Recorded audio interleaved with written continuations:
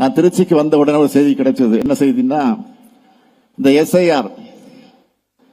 SIR குறித்து நாம் நீதிமன்றத்துக்கு சென்றிருக்கிறோம்.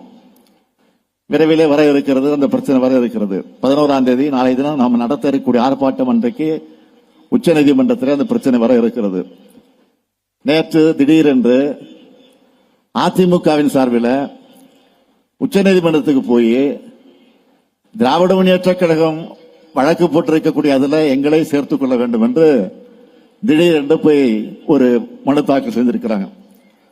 நான் கேட்கிறேன், உங்களுக்கு உள்ளபடியே அதில் அக்கறை இருக்கும் என்று சொன்னால், அதில் நீங்கள் உங்களுடைய எதிர்ப்பை தெரிவிக்க வேண்டும் என்று சொன்னால் முன்கூட்டியே போட்டிருக்கணும். ஆனால் திடீரென்று போடுவதற்கு என்ன காரணம்?